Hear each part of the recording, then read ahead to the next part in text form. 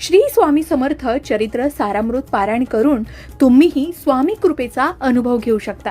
पण हे पारायण कसं करावं, त्याचे नियम काय आहेत आणि त्याचे फायदे काय आहेत, हे सविस्तर जाणून घेण्यासाठी हा व्हिडिओ शेवटपर्यंत नक्की पहा.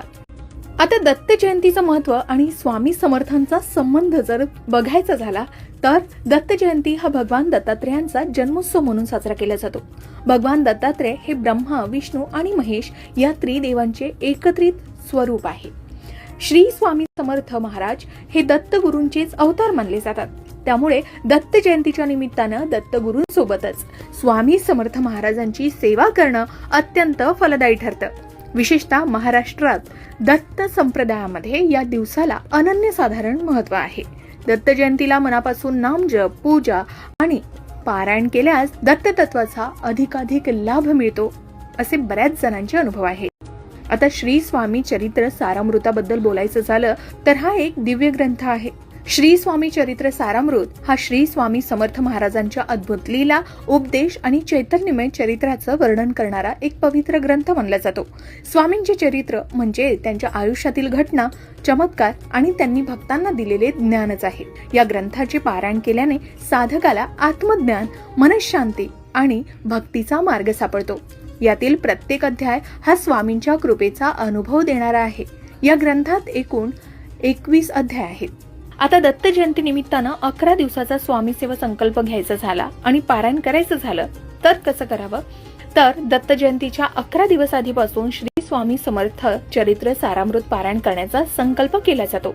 गुरुवार दिनांक 4 डिसेंबर 2025 रोजी दत्त जयंती असल्यामुळे 28 नोव्हेंबर रोजी आपण पारायणाला सुरुवात केल्यास दत्त जयंतीच्या दिवशी याची सांगता होऊ शकते. हे 11 दिवसाचं पारायण किंवा सेवा आपल्याला दत्तगुरु आणि स्वामी समर्थ दोघांची अपार कृपा मिळवून देते असेही बऱ्याच जणांचे अनुभव आहेत. आता स्वामी चरित्र सारामृत पारायणाचे नियम आणि पद्धती जाणून घेऊया. जसं हे पारायण करताना काही महत्त्वाचे नियम पाळणं आवश्यक आहे, ज्यामुळे सेवेचे पूर्ण फळ मिळते. त्यासाठी संकल्प घेणं आवश्यक आहे. पारायण सुरू करण्यापूर्वी पहिल्या दिवशी सकाळी लवकर उठून स्नान करून स्वच्छ वस्त्र परिधान करावे. त्यानंतर पूजास्थळ स्वच्छ करून स्वामींच्या मूर्ती किंवा फोटो समोर बसावे. उजव्या हातात पाणी घेऊन आपलं नाव, गोत्र, उद्देश आणि किती दिवसाचं पारायण आपण करणार आहात याचा उच्चार करून संकल्प सोडावा. संकल्पाशिवाय केलेलं पारायण हे पूर्ण मानलं जात नाही. जर तुम्ही 11 दिवसाचं पारायण करणार असाल तर संकल्प नक्की घ्यावा. श्री स्वामी समर्थ चरित्र सारामृत याचं पारायण कोणीही करू शकतं. श्री स्वामी चरित्र सारामृत पारायण करताना चौरंगावर उत्तम वस्त्र ठेवावं. त्यावर श्री स्वामींची तसबीर आणि मूर्ती ठेवावी. रांगोळी काढावी, समई लावावी, गंध, पुष्प, धूप, दीप आणि नैवेद्य दाखवावा. पंचोपचारांनी श्रींची पूजा करावी. पारायण सुरू करण्यापूर्वी तारक मंत्र म्हणावा. श्री स्वामी समर्थ या मंत्राचा किमान 108 वेळा जप करावा. चित्त प्रसन्न असावं. यावेळी श्री स्वामी महाराज आपल्या समोर साक्षात बसलेले आहेत असा भाव असावा.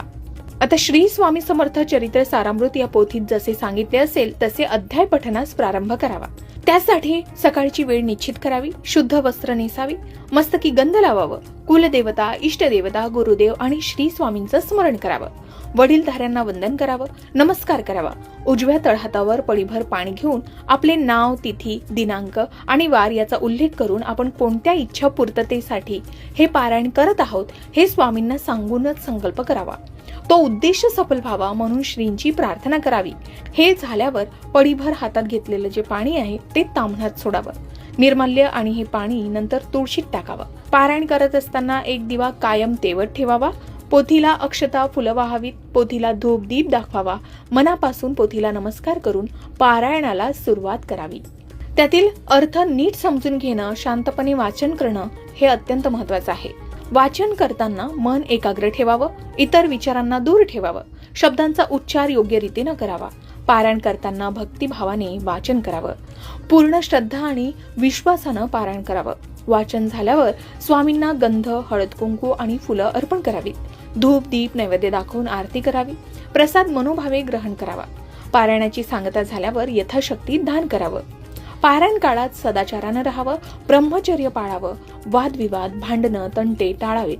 श्रींचे नामस्मरण करावे. त्यांच्या चरित्र कथांचे आशय लक्षात घेऊन त्यावर चिंतन आणि आत्मपरीक्षण करावं. हे सर्व नियम सामान्य मार्गदर्शनासाठी आहेत. आपण आपल्या परिस्थितीनुसार आणि श्रद्धेनुसार यात बदल करू शकता. आता पहिल्या दिवशी ज्यावेळी तुम्ही पारायणास सुरुवात करता त्याच वेळी पुढील 11 दिवस पारायण करावं. वेळ निश्चित करावी. पारायणाच्या 11 दिवसाच्या कालावधीत सात्विक आहार घ्यावा. मांसाहार आणि तामसी पदार्थांचं सेवन टाळावं. पारायण हे आसनावर बसूनच करावं. या काळात मुखातून चांगले शब्द काढावे. कोणाशीही वाईट बोलू नये आणि कोणाबद्दलही वाईट बोलू नये.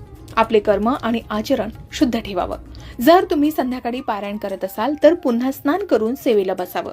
एकदा संकल्प केला की तो पूर्ण करण्यासाठी शक्य ते सर्व प्रयत्न करावेत. सेवेत खंड पडू देऊ नये.